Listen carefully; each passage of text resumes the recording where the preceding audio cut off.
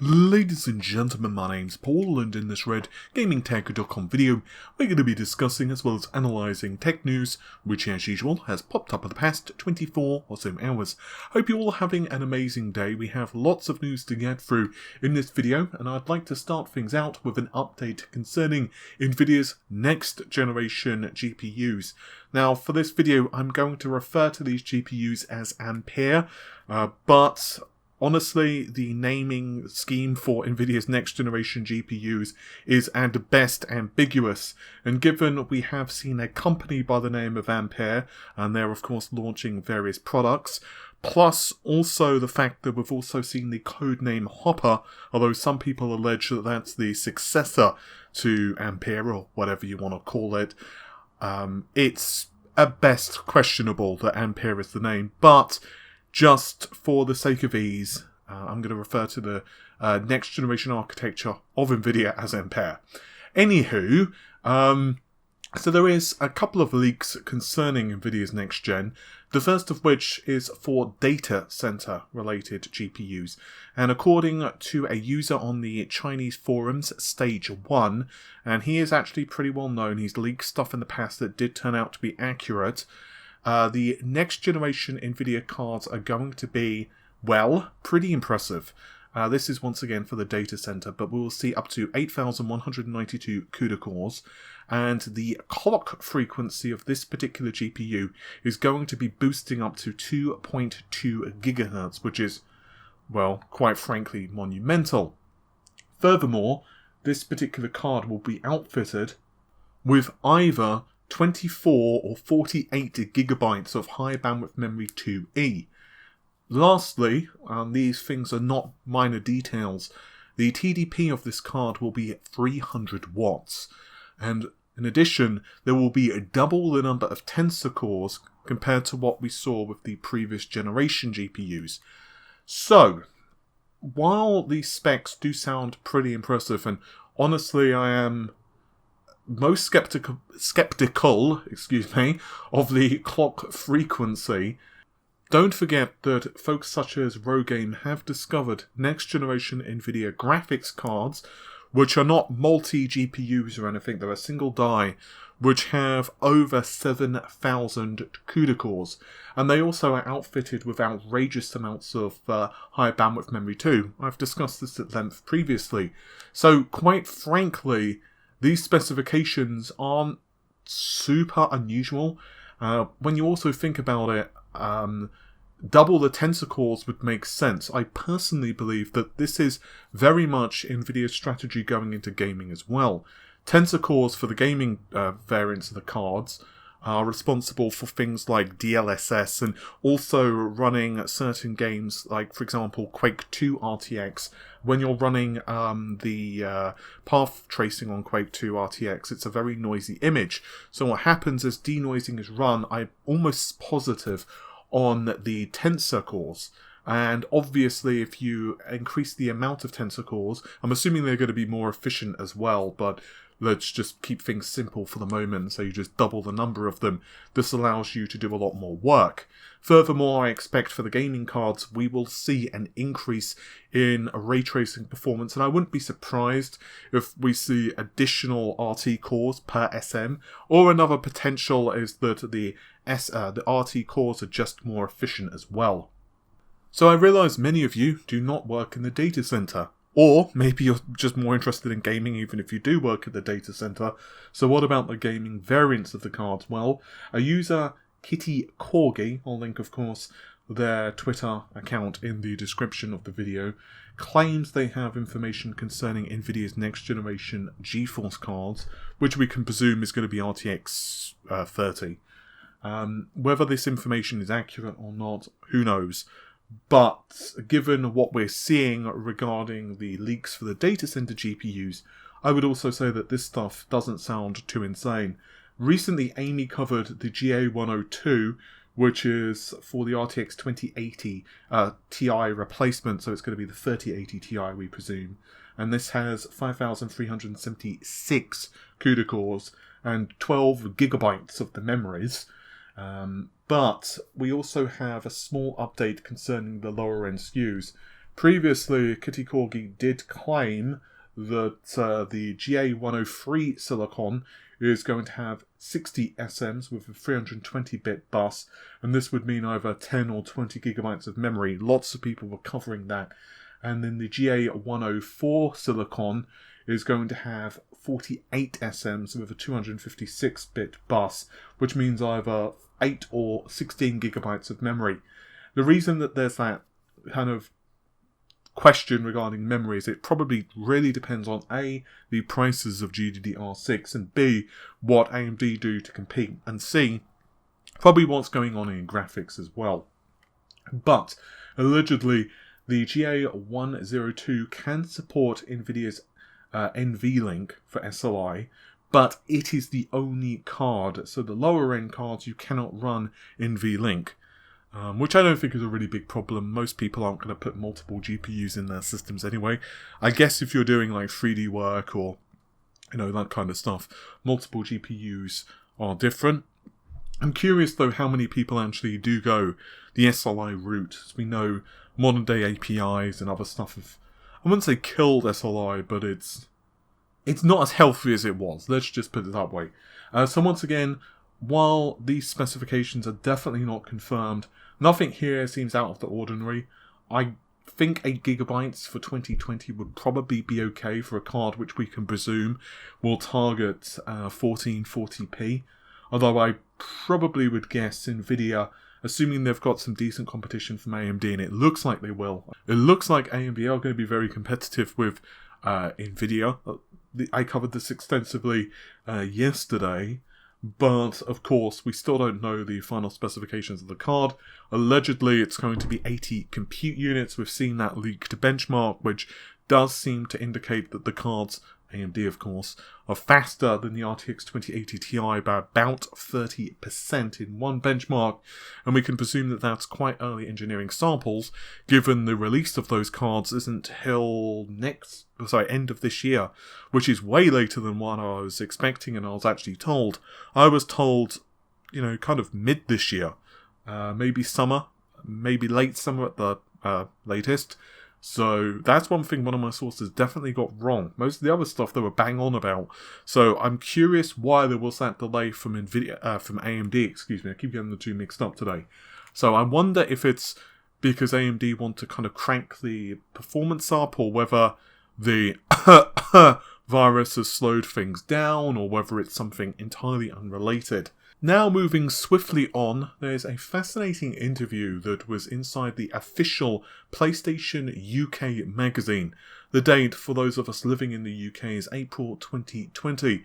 An LKA studio head actually was discussing the PlayStation 5's technical capabilities.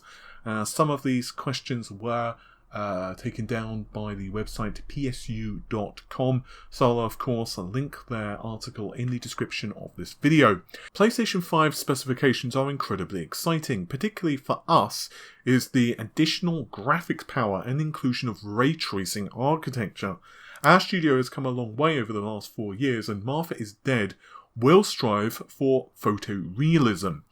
We're excited to see the next generation hardware incoming to support us bringing our vision to the players.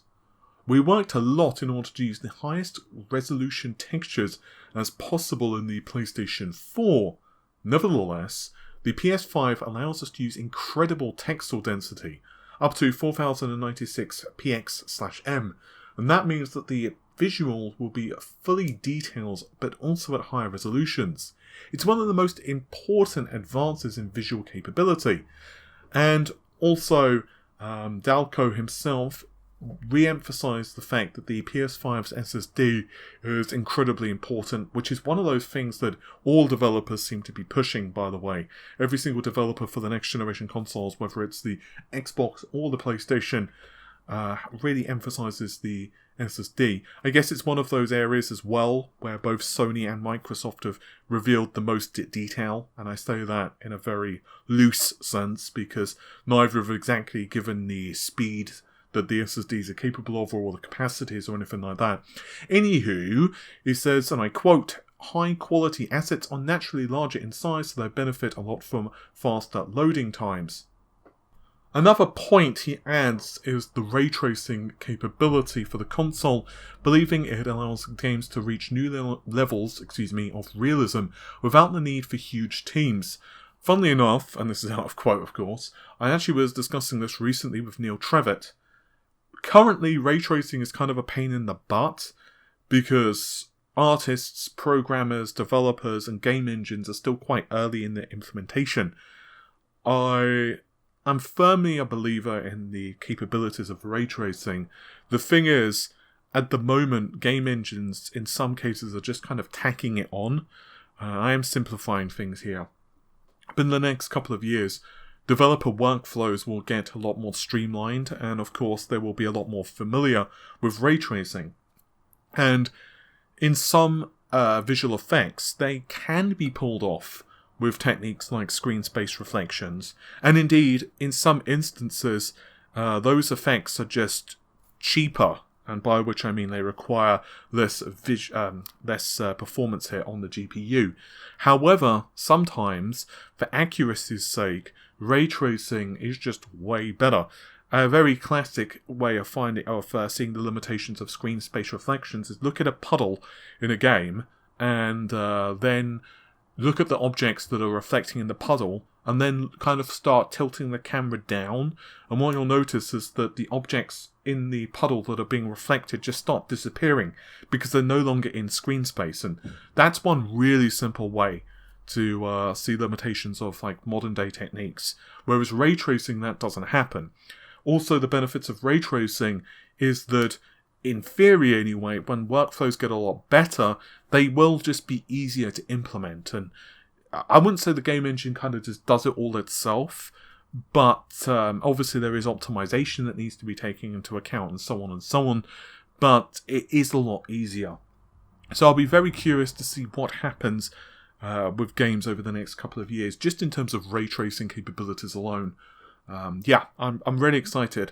And I know Nvidia got a lot of flack for ray tracing, and you can argue that they were a bit early, and that's actually something I'm working on in a video at the moment. I've done quite a lot of work on ray tracing, and I'm in the process of editing it, and I'm pretty happy with the work. So if you want more on ray tracing, definitely subscribe. And I definitely understand people who say Nvidia were too early to the ray tracing game, so to speak. But I also am kind of grateful in some ways because while their implementation was definitely expensive in terms of frame rates and there were some limitations and blah blah blah, the one thing I will say is that I do suspect that some studios have gotten a lot of experience and understanding of ray tracing simply because of that. And so yeah, I think they've probably had a positive impact in the industry in some ways, although obviously in others there is some negatives, which is kind of outside the scope of this video to discuss. And I'm going to finish this video off with something I don't normally like to do, and that is correct an article from a website. I really don't like doing this. As regular viewers know, I don't like drama. I just want to keep away from all of that stuff. But I've had a number of people getting quite confused, and I've had multiple DMs about this on Twitter. I've had a couple of emails, a couple of people even messaging me on Facebook, even a couple of friends actually. And yeah, I've had my Twitter kind of go bang just because of this article. And a website, Segment Next, are claiming that the Xbox Series... I'm going to read it out verbatim, actually. So, coming to the Xbox Series X, the Series X will have a custom CPU based on the Zen 2 and DNA2 architecture. It will also be using the Arcturus 12, which is AMD's next-generation graphics processing unit.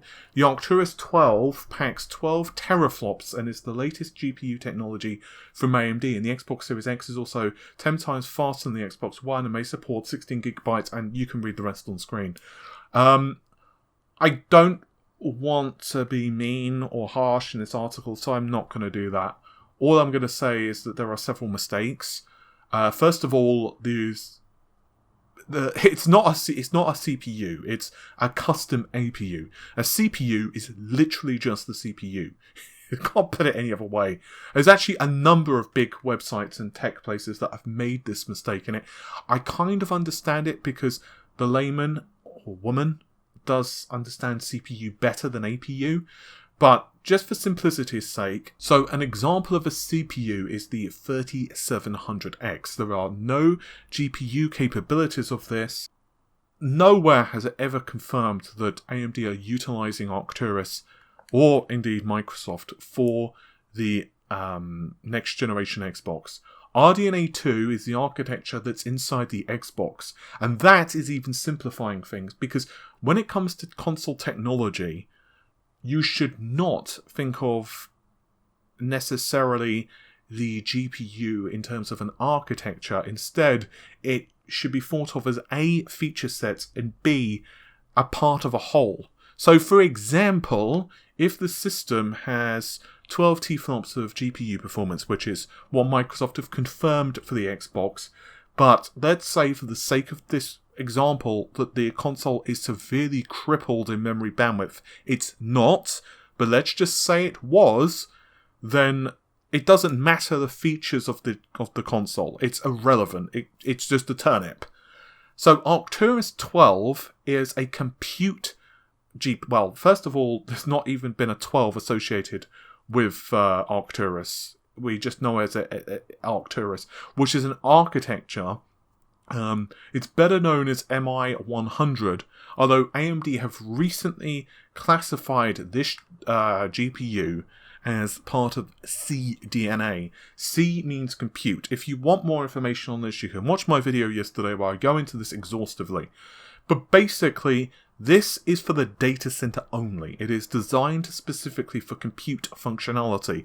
It has acceleration for AI, machine learning, that type of stuff. And basically, this is not something which is designed purposefully for gaming. In fact, technically speaking, you can't even output a display on Arcturus, as it lacks the display IPs. With that said, RDNA 2 and Zen 2, in the case of the Xbox, come together to form the APU. And of course, we've seen images of the APU from Microsoft. Phil Spencer has shown photos of it on Twitter, for the love of goodness. So yeah, just to clarify here, Arcturus may have some similarities with RDNA 2.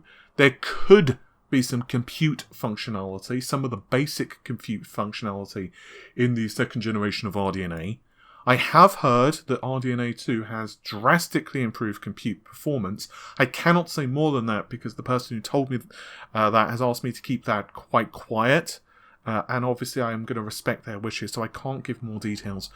But that is not to say that Arcturus has any relation exactly to RDNA. It's just that they could share some performance improvements. In other words, what they learned from Arcturus could have some impact in RDNA 2. There could be a couple of similar instructions, is basically what I'm saying. But that does not mean Arcturus is part of the second generation of RDNA. So there are some other things that I could kind of pull into this article, but I'm just going to leave it there. And yeah, once again, I don't want you to contact this person or, kind of do anything mean or anything like that. It's just a genuine mistake. So that's all I'm going to say about it. And the only reason, as I said, I'm covering this is because I've had so many messages regarding this question. But with all of that said, hopefully you've enjoyed the video. If you did, then the normal stuff, like, share, comment, subscribe, and I'll see you soon. Take care of yourselves. Bye for now.